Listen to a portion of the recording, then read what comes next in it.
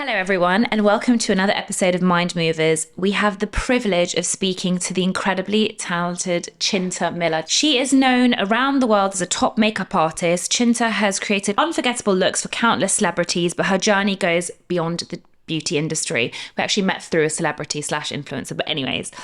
She's faced some profound personal challenges, from a sudden loss in her family to overcoming difficult relationships, all while building a remarkable career. Importantly as well, she's gone through her own fertility journey, which I want to talk about. Today, we're here to dive deeper into Cinta's story, exploring resilience, passion, and strength to where she is today. Welcome, Cinta. Hi. How's it going, guys? Good. I'm so happy to have you.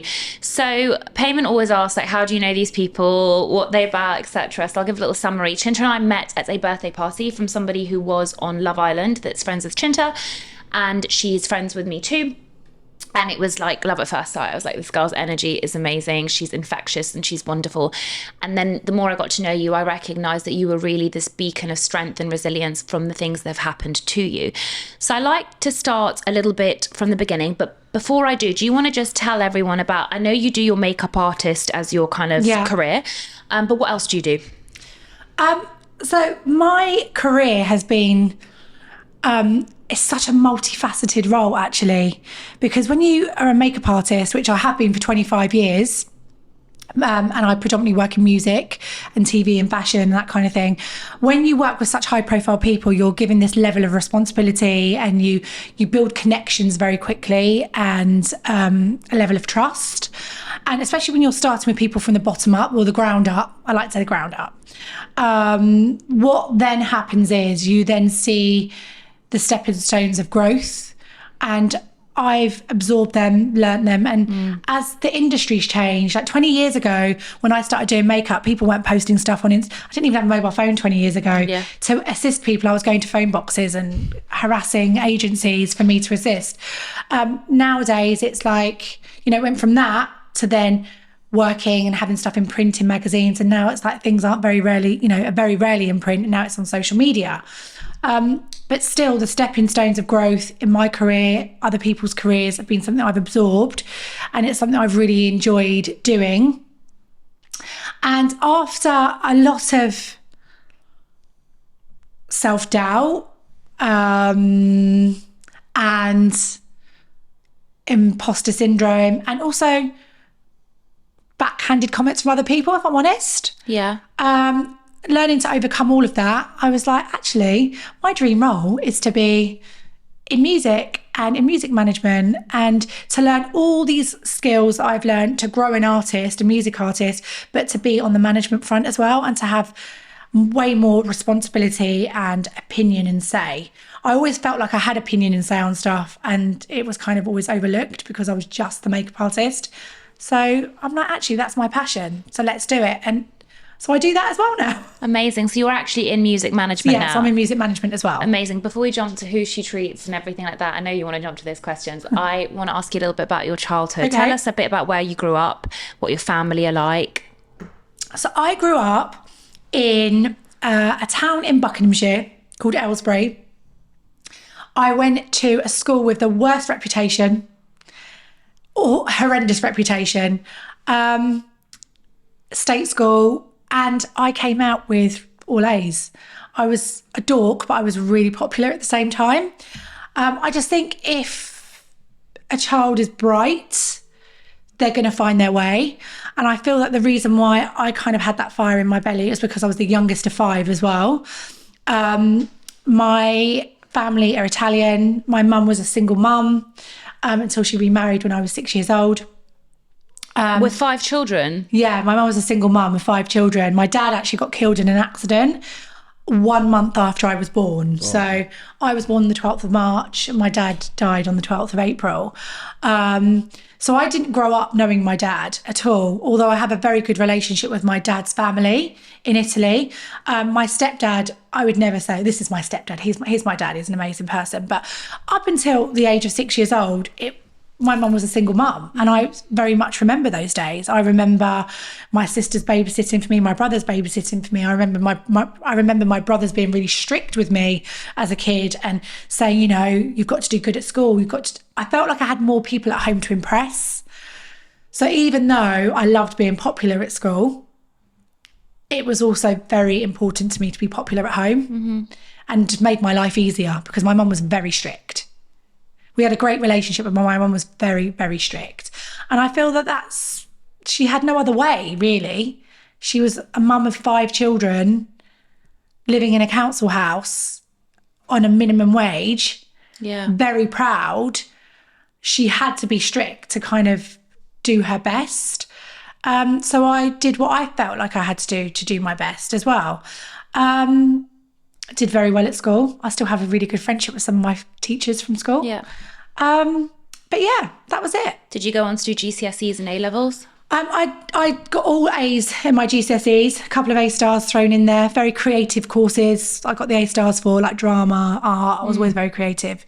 I was one of those kids that, because my mum was strict, I was always in my bedroom at like 7 p.m. And so I used to make my own magazines, write my own articles, cut things out of magazines, make my own fashion magazine, write song words out.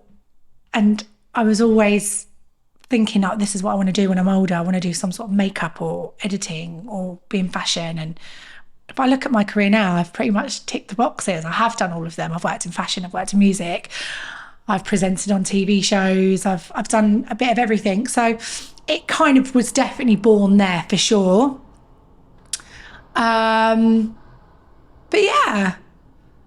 And then from there I went on to, I did go to fashion college. I went to London College of Fashion. And from there went to go on to do a degree at St Martin's. And it was because whilst I was at fashion college, I did a little bit of makeup. I did a tiny makeup course and was like, actually, I always thought makeup was something a beautician did, and then didn't realise that a beautician and a makeup artist were 2 different jobs. Yeah. And then from there was just like calling up people, messaging people to assist them, started assisting, and was like, actually, I could go to uni and get a job on a makeup counter at somewhere like MAC instead of getting a job at a bar or being a stripper. Yeah, I love that. Basically, that was the truth.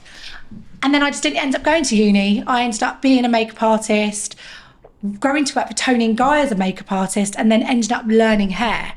And then the rest was history. Yeah, I love that. How did your mum, as a strict Italian mother, cope with that? Do you know what? One thing about my mum is that my mum, as radical as she was being strict, she gave the best advice. And the number one thing that she always said to me was, it's going to sound mental, she used to go, who cares? If you're being the best version of yourself, who cares? Yeah. Who gives a shit? If I used to go to my mum about a problem, I go, Mama. She'd go, who gives a shit? And I'd be like, you're right, who does give a shit? And I remember saying to my mum, I don't think I'm going to do this. I'm going to be a hairdresser and a makeup artist. And my mum was like, who gives a shit about a degree? If you're going to go and be a hairdresser, just make sure I don't catch you down the high street where we live, being a hairdresser. Yeah. Go and be the best hairdresser you can possibly be. I was like, cool. And that's what I did. My mum was just like, just go and be the best version of what you can be. And so I know as well, so did your siblings also follow suit? Did your siblings also end up doing really well? So I'm the youngest of 5. My brothers and sisters are all very different. You couldn't have 5 more different siblings. Unfortunately, my eldest sibling passed away. We've lost my mum now, and I will get to that, but not long after my mum passed, my sister passed, quite soon after. But my next eldest sister, early on in her career, she was a massive inspiration to me because she was 12 years older than me. She was living in London. She was a dancer. She was, I turn on TV, she was on Top of the Pops, and there were shows like The Word, and she'd be on that as a dancer. And I'd be like, wow, my sister's amazing. And all my friends were like, your sister was on TV. And I'd be like, yeah, I know. My sister was on TV when she was like 15 on this like big dance competition on the BBC. And from then she was kind of like a little like local celebrity, and then went on to be like a dancer. And then worked at a film production company, and then actually got me a summer job when I was 14 at this film production company. And yeah, so I owe a lot to her. But now, she moved back home. She's got a little boy. She retrained. She retrained in counselling and social working, and now she is she works with kids with special needs and naughty kids in the school we went to, in the school that I went to. My sister works there. So she's there. My brother, I've got two brothers, but one brother was a builder, met a girl when he was on holiday in Australia, Muslim girl, changed religion. Wow. And is now an imam in the mosque. Wow. Yeah. What a story. I know. That. Yeah. And then my other brother is just the brother that is just chilled, calm, doesn't want anything, doesn't need to do anything, is happy in his own little skin, doesn't really like going out, just really likes being home, watching TV, having 3 meals a day, making sure that I'm okay, checks in with me, checks in with my husband. My husband's his best mate, he loves him. You know, that's it. They say billionaires tend to be 4th and 5th kids, because what ends up happening is the first kid, she says something clever, and the parents say, you're the clever one. Then the second kid, the clever's taken now. Yeah. The second kid comes along, kicks the ball. They say, "Oh, you're the sporty one." Third kid says something funny. They, "Oh, you're the funny one." And by the time you get to the 4th and 5th, all the normal stuff's been taken. Yeah. And so you've got to kind of invent something. You've got to find a way of... I'm going to be the rich one. Shining. I know. Am I going to be the rich one?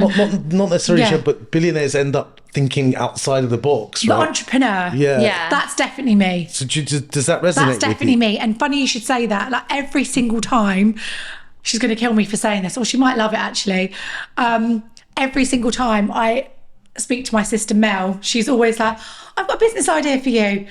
And she'll tell me the idea. And I know, because she always wants to do different things. She'll tell me the idea, not necessarily, and I think not necessarily you. Just because she sounds the idea out, because she knows I'll tell her straight whether it's going to be right or wrong, or whether it could be successful or not. And she'll know that I'll play devil's advocate, and I'll play devil's advocate because I've got her back.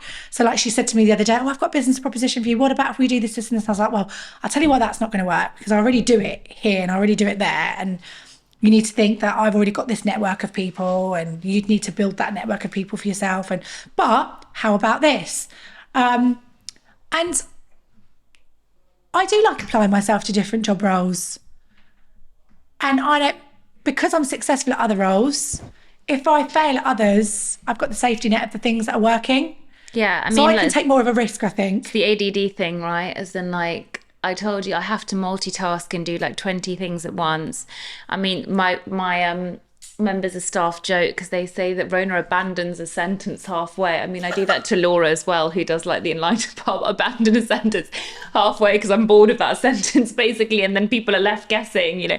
But it's the thing is, like, we get to actually today my husband was making fun of me because I had like an affirmations playlist playing on Spotify, and he goes, have you sped it up? And I was like, oh yeah, I did that, because like it was too slow to get out what the person needed to get out. So what's an affirmations playlist?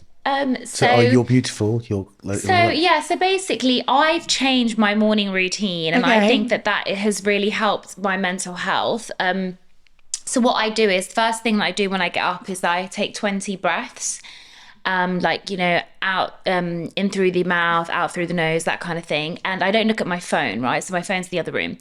Then I go into the bathroom, do like all my skin care, etc.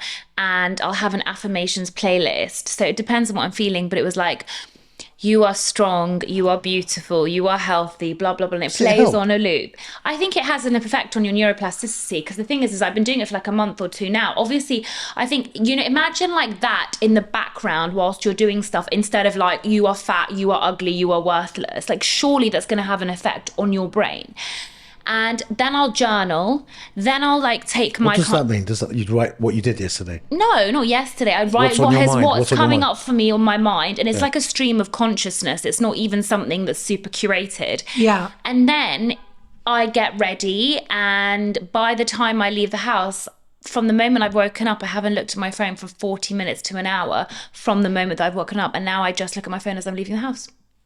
And it's changed the game for me. See, it's funny you should say that, because not that I can't do that, I can, but I used to think I can't. I genuinely, from the moment I get up, I feel like I don't really have the freedom to do all of those things. So, I used to think that. Why? Why? I feel like I I just don't get up earlier now. Have you got kids? right, so but no kids. So the what's- thing is, what so now, freedom? Yeah. now what I've started doing, very similar to you in some ways, the trick is you have to get up earlier. The only way you are not going to get intervened, what I call it is railroaded. I always feel like sometimes I'm doing stuff and somebody comes in and railroads me in the middle of doing something. That's your ADD. And it's like their situation is more important, and you carry on, and then this person's more, oh, like, my kid's sick, or this is happening, or that's happening, or oh, I need you to do this, or can you proofread this for you? And actually that's ego, because you feel like, oh, well, these people need me, so you kind of end up doing that. But what you do is do a massive disservice to yourself. You need to do your own shit first. Are you right? a people pleaser? Yes, massively. And I'm trying not to be a people pleaser, because I fucking hate being a people pleaser. I love people. Some has a massive negative effect on your immune system. Yeah. I Yeah, it love really people, does. and I People-pleasing. really champion people, and I really want people to do well. And I think there's enough good energy, enough work, enough everything for everybody in this world, right? But I've realised that giving too much of myself at the wrong time has been very detrimental to me. So I don't know if you even saw, I had this huge operation about 6-7 weeks ago. And after this operation, I had to take some time off. And I was like, actually, I'm going to start this thing. I've started this thing. I've been doing it on Instagram, and I haven't even made myself go on Instagram every day, because I'm like, it's okay. I don't have to post this on Instagram every day, but I did put it on there to give myself some level of accountability. As I'm doing this thing called 365, and 365 means for 365 days, I have to take 1 hour a day that's purely for me. And if it means that hour is off my phone for an hour and not on social media going, it's my 365 and I'm off my phone, then I'm not going to post it. Because some people have messaged me going, well, we hope you haven't posted anything for a few days. I'm like, yeah, because I'm having a digital detox, and that's what I need to feel better. But going back to what you were saying, the trick is definitely you get up early in the morning. And I've been Own your morning. I really think that, I'm reading a book called Smarter by Emily Austin. She sent me the book, and she has an incredibly successful PR agency. And the book gives a smarter way to become successful. And it really resonates, especially for women, because she said for so many years, you read books about like, just sleep for 5 hours or do as much as you can or ram in. And she actually completely refutes all of that. And I totally agree as well, because I used to be like, right, 5 a.m. club, like exercise, do this, do 100 things before 9 a.m. And I'm like, no, it doesn't work for my body. I was unhappy, unhealthy, and burnt out, which is pretty much what happens to a lot of women. But she says owning your morning, whatever that looks like to you personally, is that. And that doesn't mean doing like a crazy exercise class but it is certain little things. And I think those habits, for me, I will exercise every morning, but it doesn't need to be something crazy. So that helps me. For some people it doesn't, but that helps me. So what I've been doing is either before I go to bed at night or when I get up in the morning, one of two things, or I do them both, is I've been just literally going on YouTube, putting in stoic meditations. Yeah. And doing, really listening to stoicism. I don't know if you know anything about that. So I've really been listening to stoicism and just mantras of like, and actually thinking about it now, it really resonates with my mum, because it's like, nothing matters. Don't worry. It's just like, don't sweat the small stuff, and be positive about yourself, and like affirmations, and have that moment of calm. And sometimes I like listening to it before I go to bed at night, because it will resonate with things that has happened during the day. Especially, so Liam and I, we will listen to it together at night before we go to bed, and we're both like, oh, actually, we're just moaning about that in the car, and actually this is how we should approach it. We was just moaning about this, and this has just taken me aback. And I feel like I get the answers. I just put one on at random. I leave it to the fate. I leave it to the universe. And I do that. And then in the morning, I will get up early. I'll make a herbal tea. I'll sit on my sofa, put a blanket around me, and then I'll listen to a bit of a meditation, a stoic meditation, and do breath work. And it'll just be for 10 minutes. And then I will go for a walk. I live in like a beautiful little village, and it will consist of walking 10 times around the block or once around the block. But I will just get some steps in, just get my body moving. And then I'll go home, have a shower, get ready, and then plan my day. And that is what I've been doing since I've had my operation. And I feel so much better. I feel like the inflammation in my body is like Gone down. yeah. Cinta, you've mentioned your mum a few times. Tell us a little bit about your mum and what happened. And, you know, you are this beacon of positivity and happiness. And obviously your story touched me. So My mum was an incredible woman. She was, like, as I said, strict woman, tough woman. But I can categorically tell you now, no one was funnier than my mum. My mum was pure jokes. And that's what I miss the most. She was really funny. But I literally spoke to her one morning. I was going to look at a house. And I just, for some reason, at one point in my life, I was like, I want to live near the beach. So I decided to go and look at houses on the coast. And I was like, yeah, I'm going today. Blah, blah. And she was like, I'll make sure there's a balcony for me. You know, make sure there's a room for me. I want a balcony with a sea view. And I was like, yeah, I'll let you know. And I walked into this house and it wasn't for me. And I was like, oh, my mum would hate this. And as I walked out, I had a missed call from my brother and then a message. And the moment my brother left me a message, I knew something had happened because my brother never leaves me a message. He'd never phone me during the day and he'd never leave me a message. It was always a text. And I was like, something's wrong.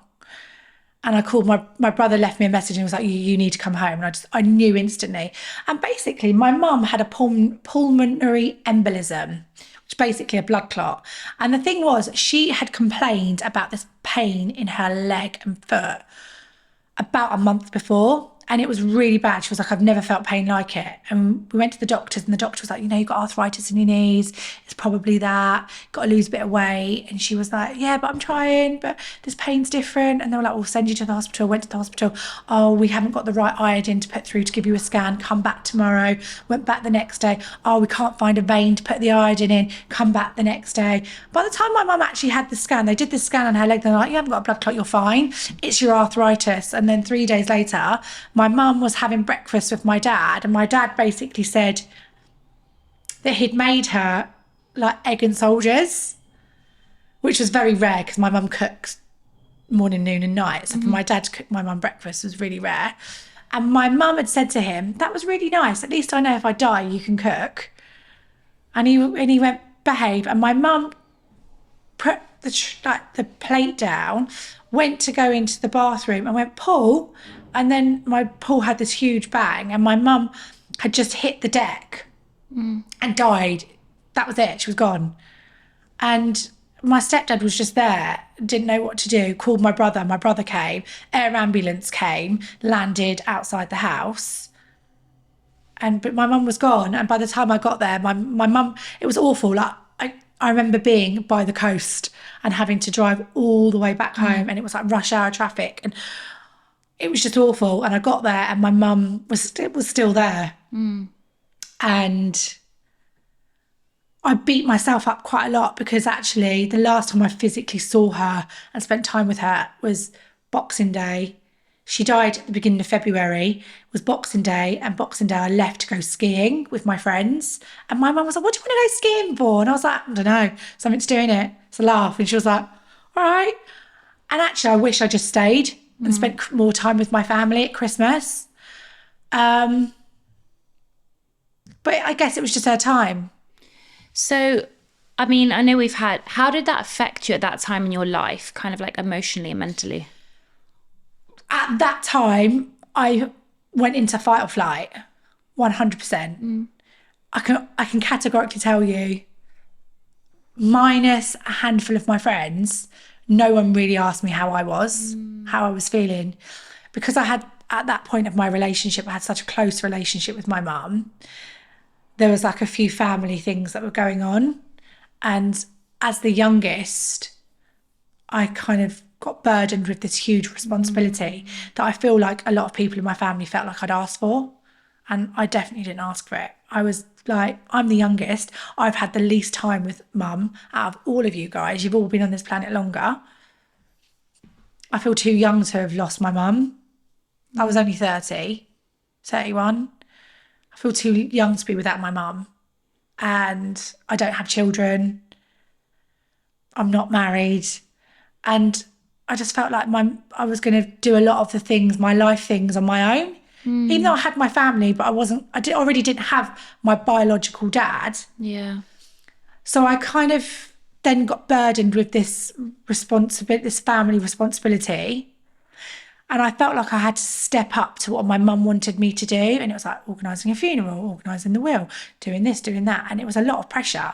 And I didn't really feel that.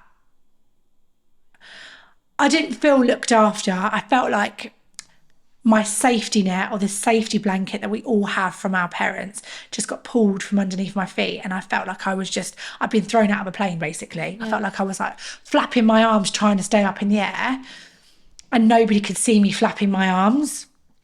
And it was from that point there that I developed anxiety. I'd never had anxiety before, but from that point then I definitely developed anxiety. And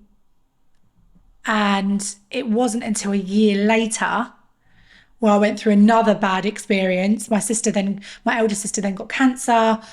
I then met a guy, went through an awful relationship, and he put me through the mill, and the stress levels and my adrenal fatigue, the stress levels, the mitochondria depletion just affected me so badly, and I was so depleted that I actually remember being on my bedroom floor and my friend coming in going, Cinta, like, what are you doing? And I'd been there for 3 days, and she was like, I've been trying to call you. Like, what? And she just burst into tears, and she was like, we need to sort, like, what are you doing? And I was like, I'm really upset. And she was like, oh my God. And I was like, I'm really upset that I've woken up. Like, I was gutted that I'd woken up. I just wanted to die. I was just like, there's nothing. But that's grief. And I think that grief is a really important part. Like, have you ever had any grief in your life? Sure. You have? Yeah. I think that grief is something that I think grief is something that's so important, but some human beings are not great at it. You know, I've seen like people experience loss, and it's almost like they just go on this autopilot, right, got to get up and go. Yeah. Especially if they have to take on that role of like you said, the will, the actual like logistics of everything.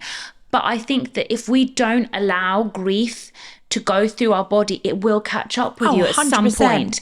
We have got to allow that. Like, grief is a healthy emotion.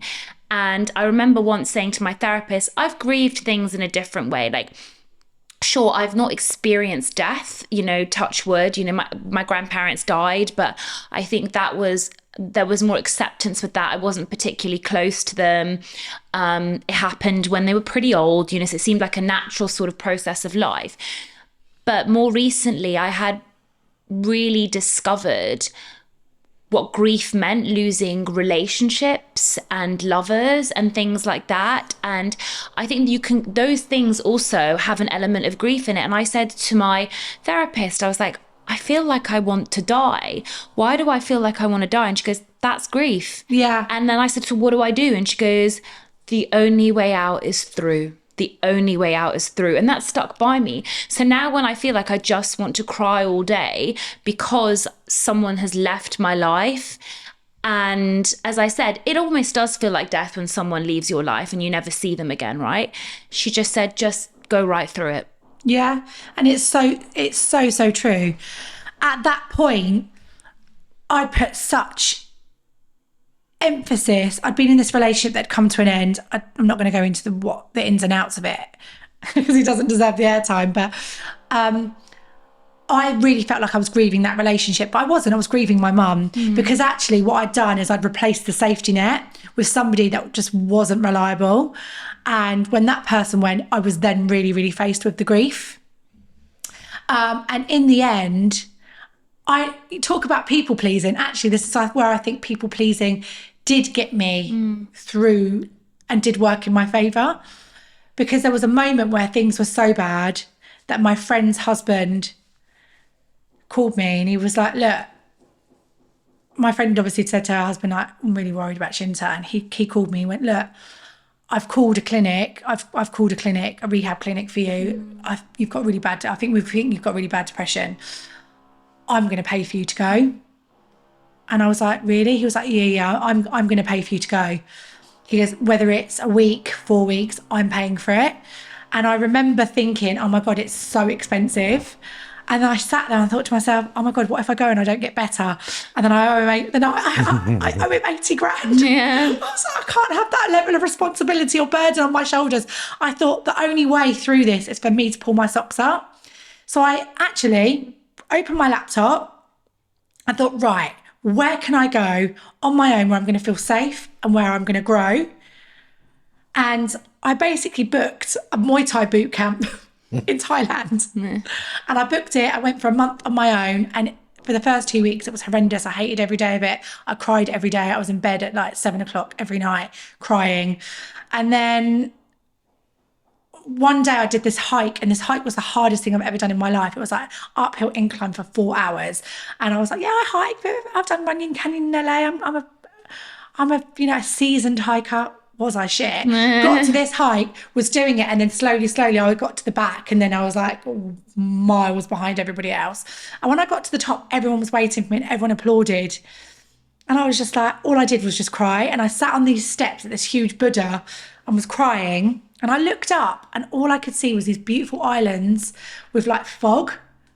And I just got hit with like, this is going to sound really corny, but I got hit with this beauty of the universe.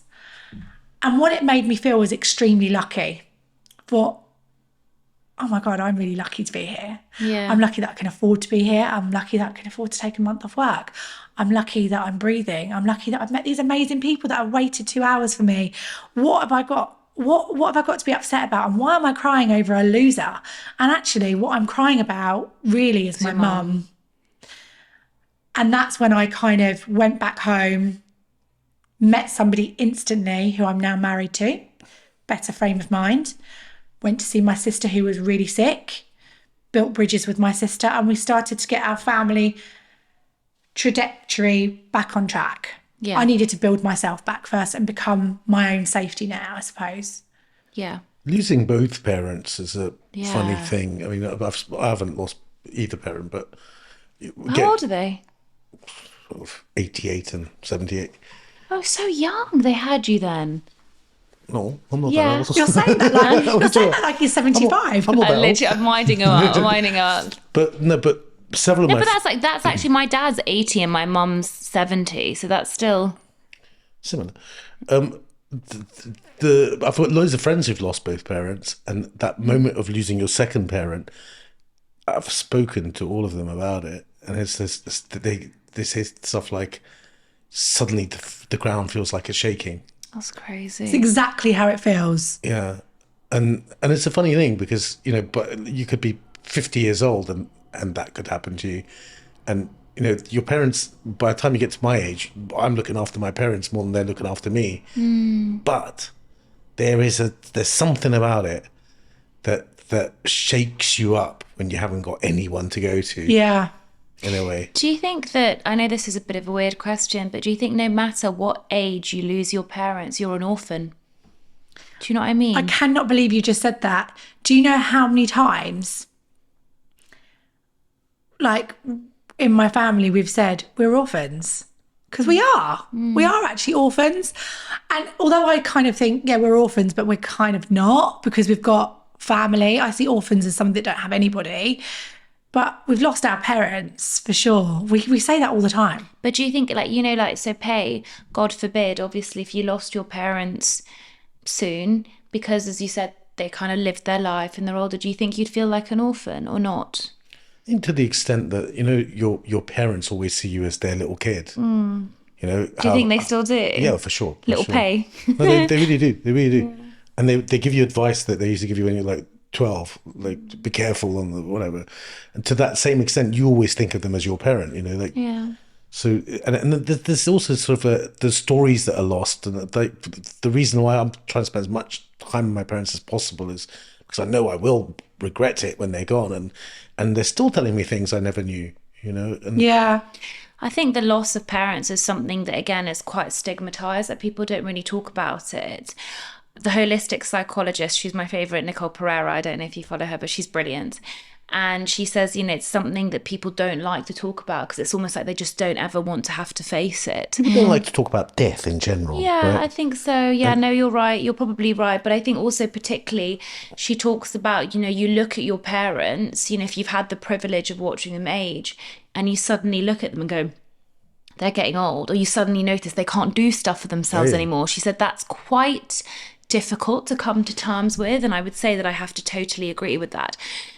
Tell us a little bit, if it's okay and not too heavy, about then the loss of your sister. So you said that happened quite quickly afterwards. Was it linked? So no, my sister had cancer. My sister literally just had cancer. She had bowel cancer, and it was secondary on her liver, and then took over her whole body. And it came around quite quickly. And she literally passed a year, 18 months later. Wow. So that kind of happened, but that was a really peculiar situation because my sister, she was the eldest, I was the youngest. And for a very long time of my life, a big part of my life as a kid, we weren't close. Then I feel like the age gap closes when you're a certain age. Yeah.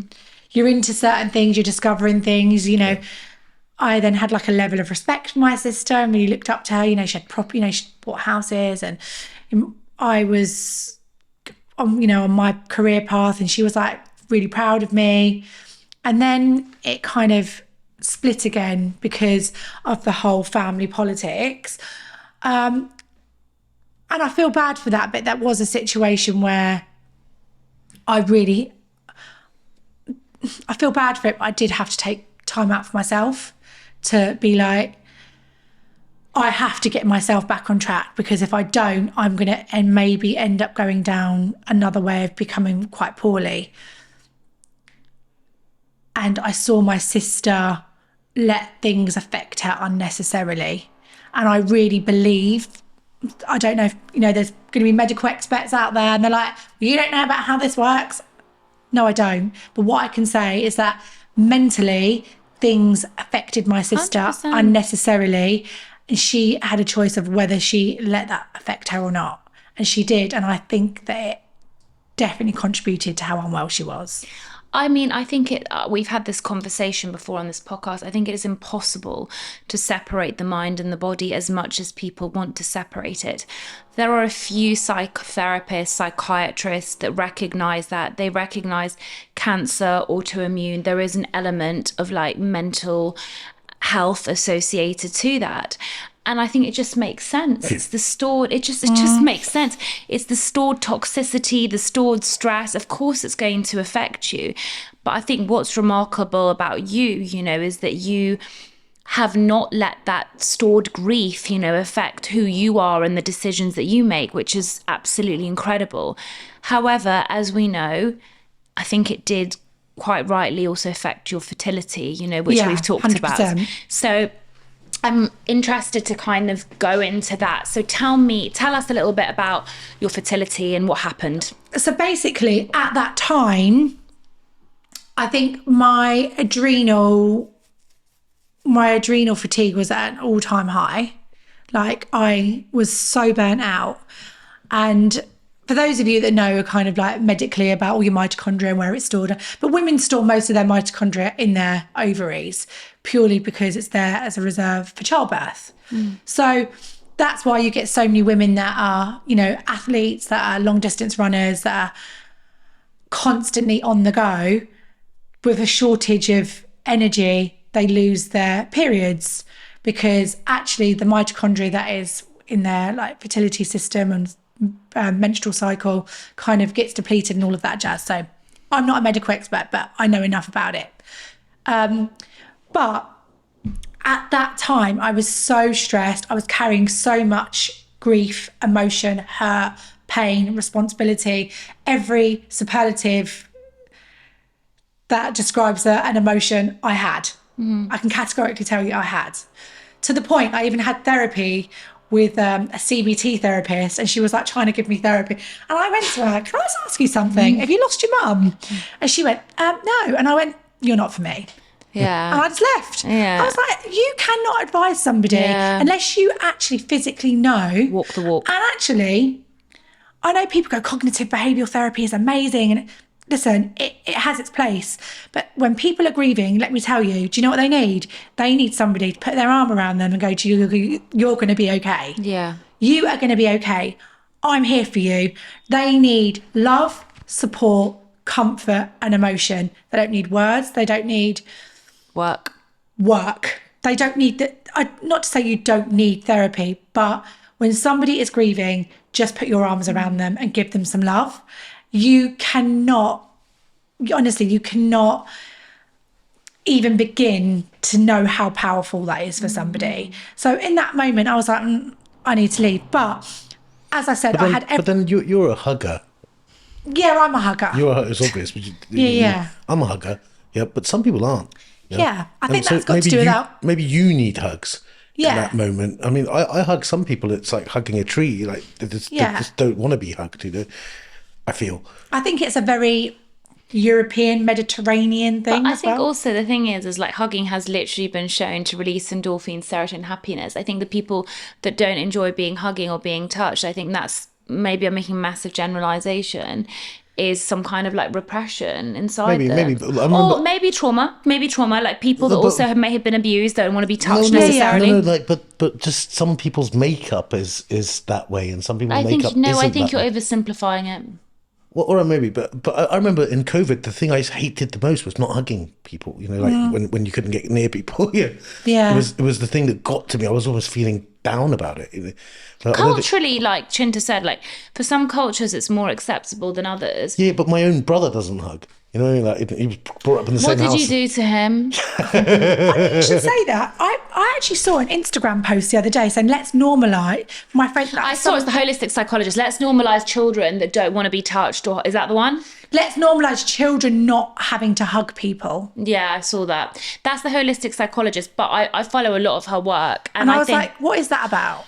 No, I think she's saying that, like, that we should listen to children's intuition is basically what she's trying to say. Like, when like people, it's the same thing that it's like, pretty girls smile, like smile for the nice person. Fine. So it's kind of like, don't force children because children have pretty good intuition. And if they don't feel like hugging people, they shouldn't be forced into it. That's kind of like the premise of it. Okay. But I want to continue like on this. Sorry for interrupting. So basically, so I had... Long story short, I'm going to really abbreviate it down. But basically, at that absolute point of having all of these emotions, carrying all of these emotions, I was at my thinnest as well. I looked at a picture the other day and I was like, God, I look good. I look good. I look really good. I was at my thinnest and my periods had stopped. And I remember going to the doctors and saying, my periods have stopped. And he basically said, look, you've lost a lot of weight very quickly. You've got to look at it like a bank account. Imagine you're going to a cash point and you're drawing out money, but you're not putting anything in. And that bank account is empty, but you're still trying to draw out and you're going into your overdraft. And I was like, right, okay. And then I put a little bit of weight back on. Periods didn't come back. And then I went back to the doctor again and he said, oh, do you know what? I think you've got polycystic ovaries. Let's do a test for polycystic ovaries. Did that. And he was like, you haven't got polycystic ovaries. I think you've got a problem with your thyroid. Did a test for that. And I was like, can I just get a test for all of them? No, we can't do that. In the end, I was like, right. How old were you? I was 32. In the end, I found a hormone doctor, fertility doctor, gynecologist, it was private, paid for him. And I had a group of tests done with him. And his secretary sent me an email, was like, Mr. Reginald wants to do your test again. He'd like to do your test again. So I did all my tests again. And then he said to me, he actually called me and he went, have you got a partner? And I said, you got a partner, right? And I said, yeah, I'm in a relationship. And he said, how serious is your relationship? I said, very serious. I think that's the person I'm going to marry. And he went, bring him with you when you come to your appointment. Like this guy, honestly, I love him for doing this. And I went to my appointment and he went, I wanted to do your results twice because sometimes it's bad timing. And if I get it twice and it's the same results, then we've got to go with it. He said, but basically your it's your Müllerian cell count. He said, your Müllerian cell count is that of a 60-year-old woman. And he said, and your hormone levels are, he was like going through all my hormones. And basically he said to me, where you're at, you would get women saying they're in perimenopause, or he goes, you're not there. You're out of it. You're through it. He goes, you've got no eggs. You've got 0 eggs. There's no follicles. There's none of that. He goes, there's none. And I went, so you were 32 and you basically were diagnosed with menopause at 32. Yeah. And and the first question I said was, because I'm naive, I know nothing about this, right? I went, can I have IVF? And he went, no, because I don't know if you know how IVF works. You have to take your eggs, and so no, you can't. I went, can I have children? And he went, and I looked at Liam and I went, you don't have to stay with me. It's the first thing I said to him. I went, you don't have to stay with me. And he went, are you mad? Such a people pleaser, man. He looked at me and he went, are you crazy? He went, we'll just adopt. It's okay. Yeah. And he was crying. He went, we'll just adopt. And I was just like, this is my person. It's just my person. Did he want kids more than you? The funny thing was, when I met Liam, at that point of meeting him, because of all the shit I'd been through, I basically made this. I'd been watching this guy on YouTube called Matthew Hussey. No, I know him. I love him. I love him. And I basically, such a good podcast. I was like, I'm going to adopt his mantras, right? I'm going to get the guy. And it was like the self-worth, the no games, the no nonsense, setting your boundaries. And when I met Liam, I was like, I'm basically looking for my husband. If you don't want to get married, don't waste my time. I'm also wanting to start a family. If you don't want kids, don't waste my time. And also, I want to be someone's number one. I don't want to be with somebody that's already got kids and be secondary to their children. I don't want to be with somebody that's best friends with their ex-partner and secondary to them. I don't want to be best friends with somebody that lives with their parents because you're secondary to the parents as well. I want to be somebody's number one. I'm nobody's number one. All my friends have kids. Their kids are their number one. I want to be the first person that somebody saves in a burning fire. I've got so many friends. I'm so loved, but I know I'm not first in line for a lot of things. And I need that. And he just went, I feel exactly the same. I've never, ever felt number one to anybody. And I went, well, you do. I went, if you go out with me, you will. And after that day, I literally said to my friend, I'm going to marry this guy. I knew instantly. First date. Love that. First date, I said to my friend, I'm going to marry him. Second date, I said to him, we're going to get married. Third date, I was at a wedding and FaceTimed him. I said, this is a really nice wedding venue. We should get married here. And he was like, yeah, we should. Didn't even, push back on it. But 5 years later, we did get married. We didn't rush into it. But part of that journey was me saying I really wanted a family. And he just went, not a problem. We will adopt. So, I mean, this is the thing. Did you adopt? Well, before we go on to that, but she'll tell you about what's kind of next. But this is the thing that I find, so remarkable about Cinta. She lost a biological father, when she was so young. She lost her mother when she was only 30 years old. She lost her sister, when she was 31, 32. And then she gets told that she can't have children because she has menopause at 32 years old. Yet she's still one of the most vibrant, positive, people that has created an incredible career for herself. And, I think it's quite remarkable. This is not the average life of the kind of average person you meet. So I think, sweet. No, it's true. It's really, really true. And I think I worry about the kind of the people pleasing side of that. Do you know what's funny? Because maybe she's projecting to you that perfect happiness. It's not perfect because she said, but happiness.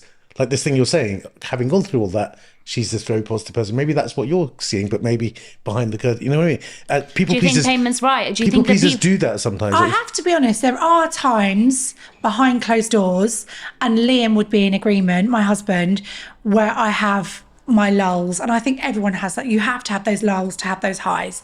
I think it's impossible to be on a constant high. It's true. It's impossible to be on a constant high. I've had my lows, and going back to that, at the same time as my sister passing, my best friend also passed. a month later, the same cancer as my sister. So that was hard as well, because she was like my sister, my best friend, you know. Your friends are your family, you pick for yourself. But when this particular situation happened of not knowing of the whole fertility thing and knowing that I couldn't have children, and I then had a massive split in friendships. The behaviour of some of my friends Oh, really? at that time, and the justification of other friends trying to justify other friends' behaviour was just like, you fucking what? Yeah, but I couldn't believe people's behaviour. But I think that's the thing, like when you're at your lowest, and over the last couple of years, I've had some really awful low points, really shows you who's there and Yeah. who's not. It's kind of ugly. It's really I think, ugly. look, there's another element to it. Yeah, when you're down, No one wants to hang around you. no. When you're down, you amplify what's going. So Yeah. if a friend who might say something a little bit hurtful, because you're down, you see that as massively hurtful. And the opposite, the friend who does something a little bit nice, you think, oh, they're the most wonderful. It happens. I've seen it before. But I got told I couldn't have children, and How did you feel? Yeah, how did you feel? I felt useless. Really? Yeah. I felt like I've achieved all of these things, and then the one thing I really want, I can't do. But what I will say is that very soon, and there's always been an element of me that felt this way, but very soon I was like, there is a child, and I still very much believe it, there is a child on this earth that I'm made for. They're not made for me, I'm made for them. They need me. But not having children at all isn't an option to you at all. Yeah, so tell Payman about So this. basically, the next option was, because obviously I can't have children, but Liam can. So I then felt this, maybe it's going back to people pleasing. I had this overwhelming urge of, you know, Liam's amazing. He said we can adopt, and I really do want to adopt. And there is a child out there that I'm made for. But Liam can have children, and he could leave me and he could go and have children with somebody else. So how do we find a way of making this work? So I went to a fertility clinic and spoke about ovum donation, egg donation. I'll be honest with you, the hospital that I went to here was, the doctor I spoke to was appalling, disgusting, rude, was like, yeah, it's going to cost, it's really expensive, and there's a 3-year waiting list, and you need to make sure you can afford it. And I was like, all right, I'm not going to spend my money with you then. And a good friend of mine, my friend Kirsty, had messaged me and said to me, I don't know whether you want to hear this, but there is a fertility clinic in Greece. This is literally the most famous clinic. There's so many people that have gone to this. There's a clinic in Greece called New Life. They are amazing. The woman there that runs it is amazing. She treats you like family. She is a wonderful human. I know her personally. Do you want me to introduce you to her? She did. I had a Zoom with her. And she basically said, Cinta, we can get you an egg donor. And what they literally do, in Greece, they have a rule where you don't meet your egg donor. You never know who it's come from, and they never know where their eggs have gone. But they basically take your height, your weight, your hair colour, your eye colour, your bra size, not joke, like Match it. your bra size, your interests, your hobbies, whether you've got rhythm or not, whether you play an instrument, whether you're a smoker, whether you're not a smoker, what TV shows you like, what humour you have, your everything, like down to like minuscule, like your relate.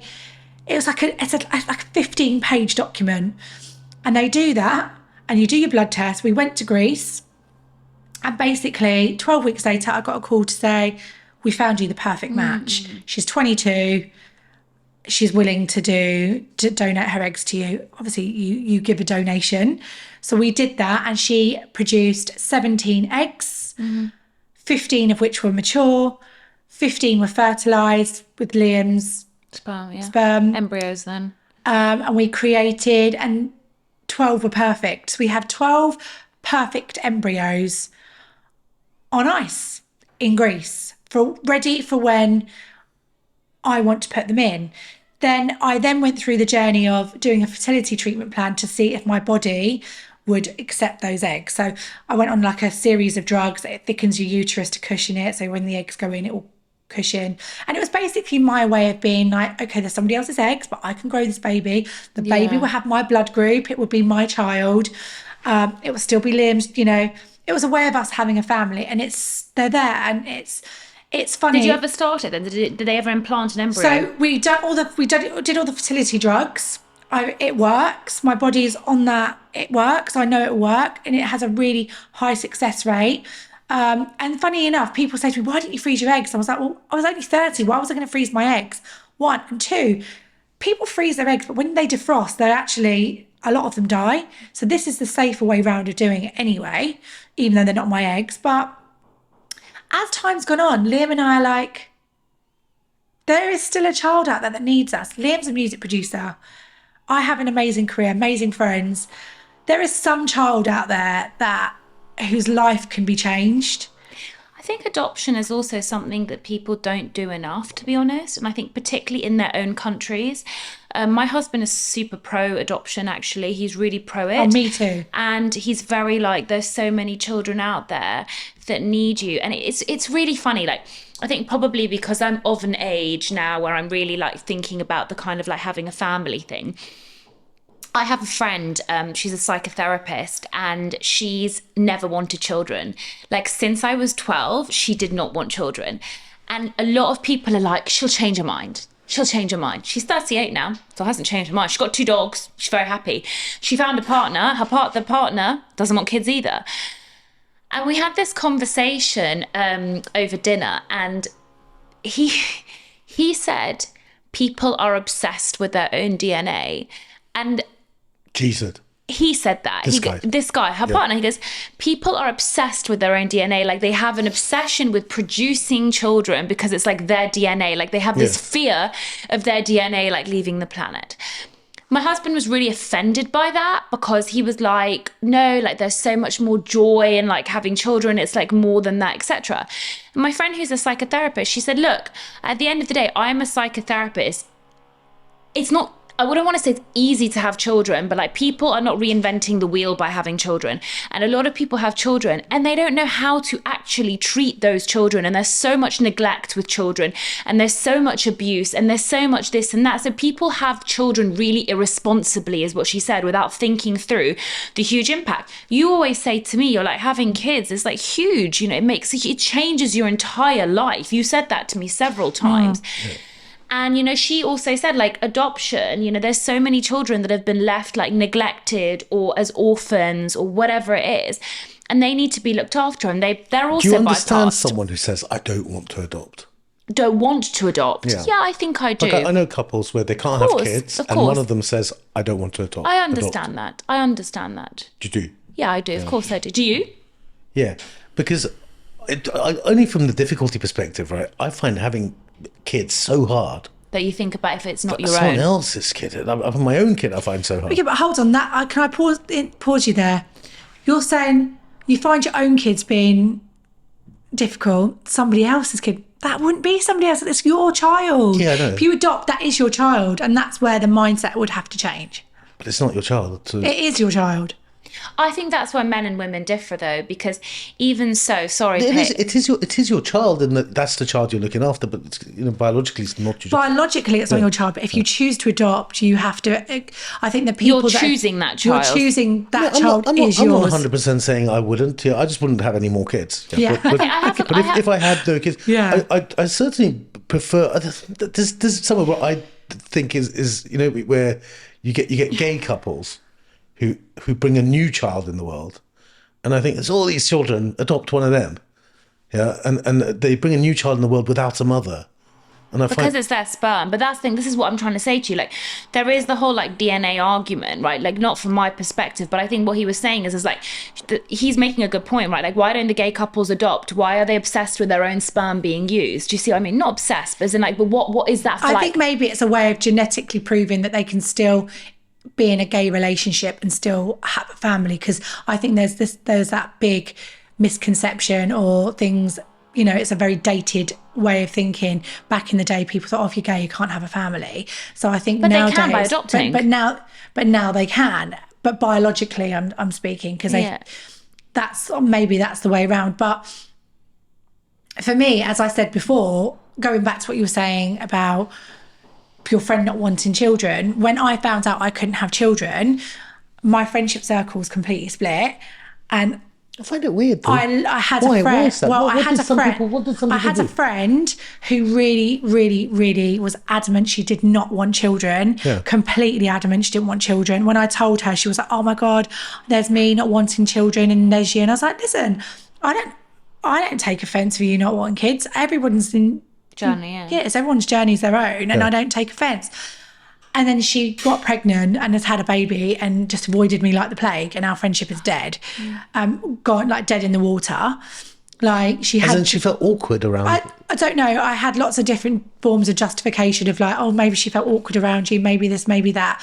And actually, I have another friend who wanted kids, but who wanted kids and knew what I was going through, and then fell pregnant. And actually, I was the first person she told.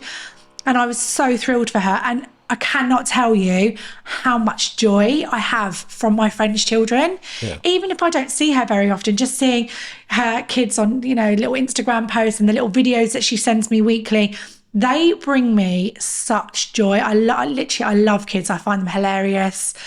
I find them like... This is what I mean about Cinta. I don't think this is the people-pleasing side, because I'm like, you can see she has no resentment. There's someone that could have incredible resentment.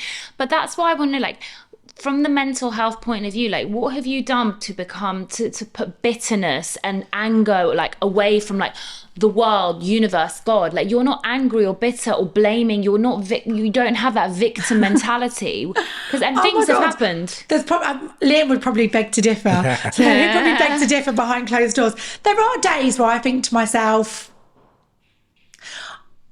I think we all choose what we let affect us. And I think there's other things that affect me deeper than that. I find unauthentic people. But that's because of the industry work in which we'll come on more onto. Unauthentic people, unauthentic personas. But that's because of the industry Right? working. That And always really, really affects me. If I see someone on Instagram being a certain way and I know they're not like that, I'm out. It pisses me off. If I see somebody being successful because of that, it pisses me off. Why? Because I'm like, you're not a douchebag. I say this to payment all you're the time. basically, it pisses me off pisses because I me think off to myself, too. people are buying into something. I'll go into that. People are buying into something that isn't real. So there's somebody. And if they saw that person's true character, they wouldn't buy into that person. And there is a person that does have that true character that deserves. Yeah, no, obviously. platform. But when I say why, I don't mean that. I mean, like, for instance, my business partner, his bugbear is lying. Oh my God, I can't bear it. Okay, but like, if someone lies to him, It's done. He's really, really like hurt by it. Like, it's massive. Like, I don't like being lied to, yeah, but it doesn't hit me as hard as it hits him. Yeah. So what hits you hard? Yeah, what hits you hard? Someone else using another whitening system. I think it was kids. That's still. I'm joking. No, I don't know. But my point, my why question is, why does inauthenticity hit you so hard I think compared to the next man? I feel like because I try to always be the truest version of myself. Why? Because I don't think there's any other way to be. Why? If he's like this, by the way, he tries to trigger you. Why? No, but why? But why? I feel like I've been put on this planet to be the way I am. I'm born the way I am, and it's Okay, listen, can I just... the way you should be, I suppose. Can I interject?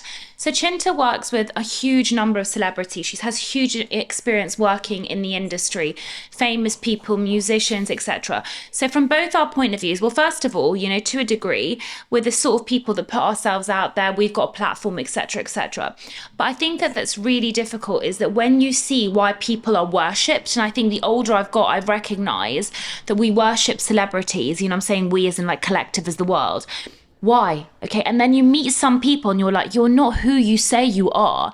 And I think it's, there's so many people that look up to you and so many people that, buy into what you're saying, but you're not even who you say you are. It's a bit like when people say, don't meet your heroes, I get it. And it's a really difficult thing, because if you're such an honest person and you convey yourself in your truest form, it's annoying and it's upsetting. And also, from a personal point of view, if you work really hard and you see somebody that is inauthentic doing better than you, it's not necessarily jealousy, I would say, but it's like you do feel a bit hard done by. It's frustration, because you're like, I work so hard, that person is so dishonest, but people buy into them more, and it's frustrating. And do you know what else happens? I get it. An inauthentic person likes to look at people like ourselves that are true, honest.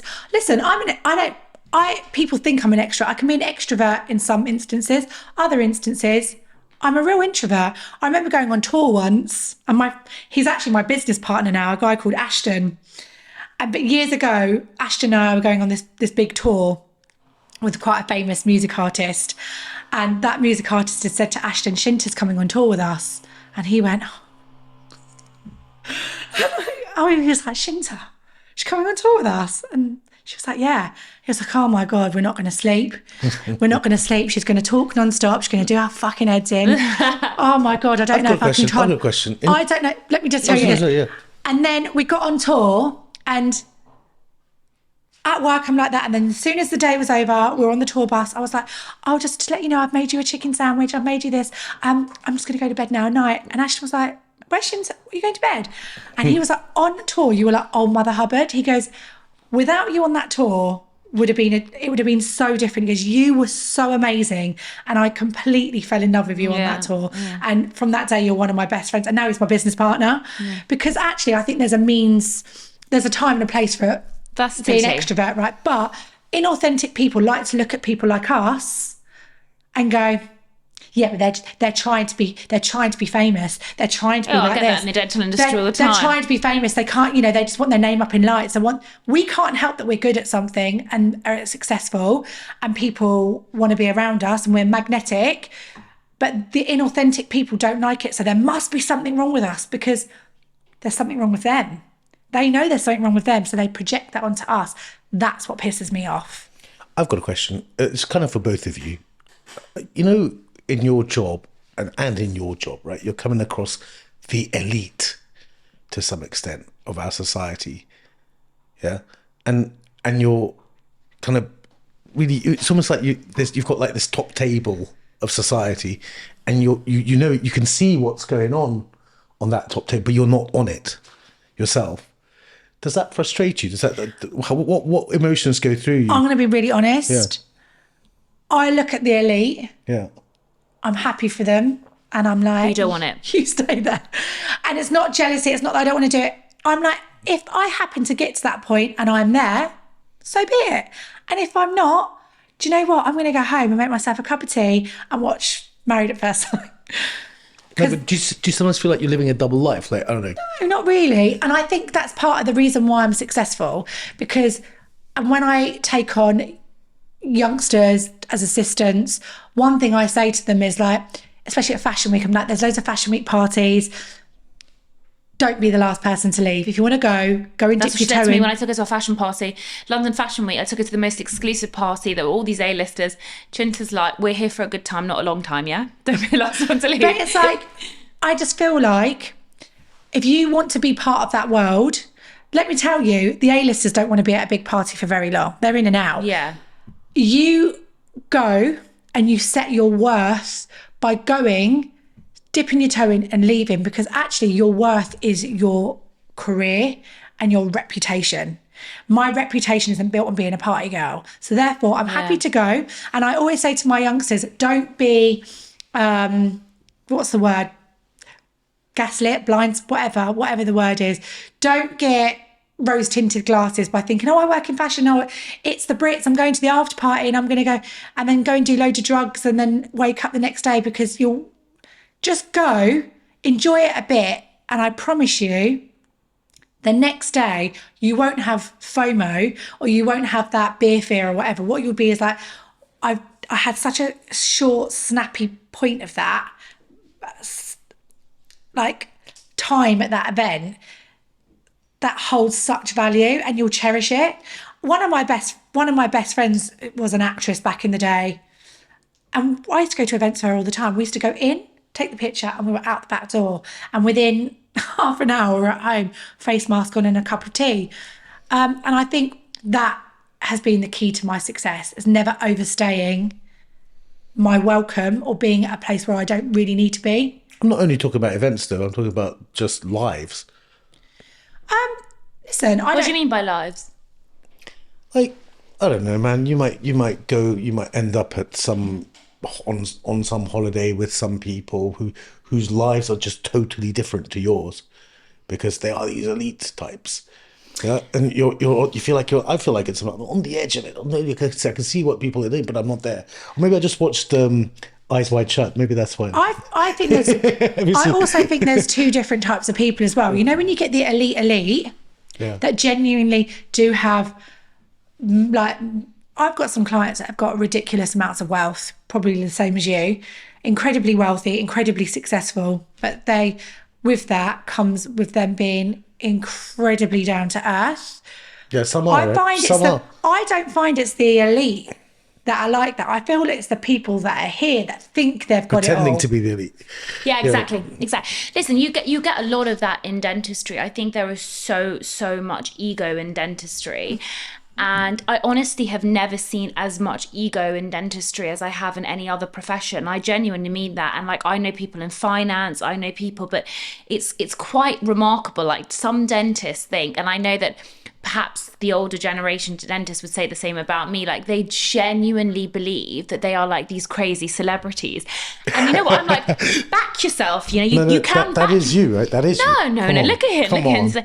Listen, I don't think so at all. Payman, be fair to me, though. Be fair to me, because you have even said to me that you get shocked at the lack of my self-esteem and my self-worth. So how can I back myself if I don't even believe that I'm good enough? Like, that's an oxymoron in itself. So for me, actually, I've spent my whole life feeling like I am not good enough, feeling that I have not made it.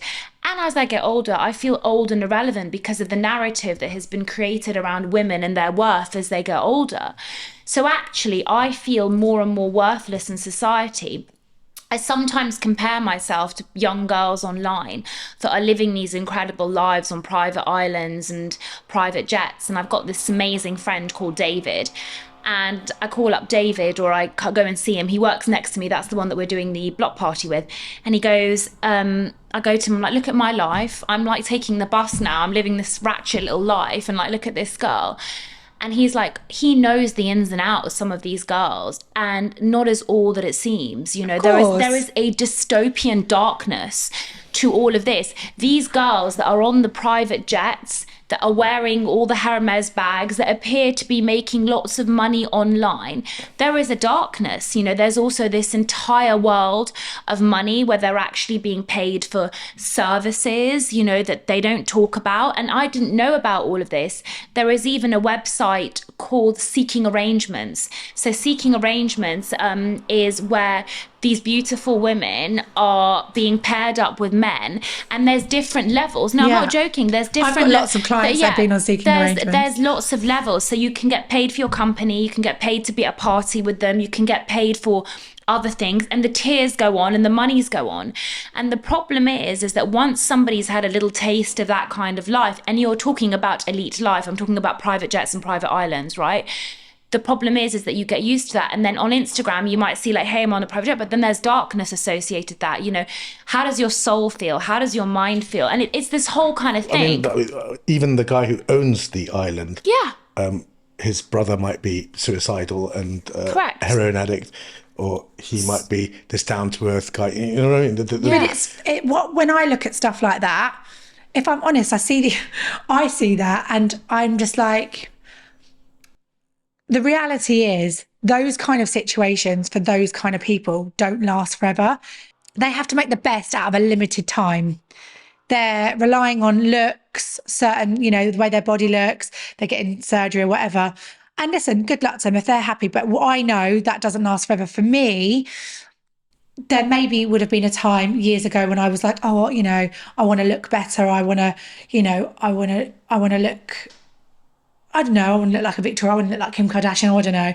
You look at girls, you know, they're really attractive and you want to better yourself. But actually, I think value and wealth really comes from an inside. It really is. It's such a big inside job. Mm-hmm. As I said, I've got friends that are incredibly wealthy, and I go to their houses and they've got these like beautiful grounds and whatever, and I go there and I think to myself, my eyes and your eyes are the same. You might own this, but I'm seeing it the same as you, and I'm benefiting from it. I'm enjoying it. I get the same enjoyment from it. I get the same enjoyment from, I can go to a restaurant and I can get the same enjoyment from a taste. I can get the same enjoyment from this lovely cup of herbal tea. For me, it's the enjoyment that we have, that things from that money can't buy. Yeah, the cliche, the best things in life are actually free. Yeah, they are. And I think but it's finding the extraordinary in the ordinary, like as cliche as that sounds, you know, because as you said, even going through that horrific stuff that you went through, being on the top of the mountain, like genuinely sometimes when you take a moment when you're not on your phone and you look up at something like a beautiful autumn day, or you know, your surroundings, you can find beauty and gratitude 100%. in the ordinary things. Like there's some days that even when I come to this podcast and I'm like, oh, I have like mad love for payment and like what we do you know what I mean? It's like we're doing like a normal thing, if that makes sense. There's nothing extraordinary, but I think you can find it in those little things. And you know what's funny as well? This will probably really make you laugh. But you know, like you're saying, you find beauty in ordinary things. I think the day that I was in Thailand and I looked up and I was like, oh my God, and I was incredibly lucky. I think that's when my outlook really changed on things. And I every day I'm really grateful for a lot of things. I'm like grateful I've woken up, grateful I'm breathing, grateful I open my curtain and there's trees outside my curtain. Do you make a practice of being grateful? I don't make a practice. I just feel that I do. Is it part of your morning routine to be grateful? I've started doing it more and more. Like a few things have happened to me in the last couple of years, and I've had no choice but to force myself into situations of gratitude. It's great. I was going to say. Sorry, I was going to say something that's going to make you laugh, but it's funny because, as I said, I've got friends that live in like these incredible houses and do really well for themselves and yada yada. And I go around there and I'm like, great. And then, you know, I live in an area that's really beautiful. I live in a really beautiful part of the world. I don't have the biggest home. I have a lovely home. It's not the biggest home.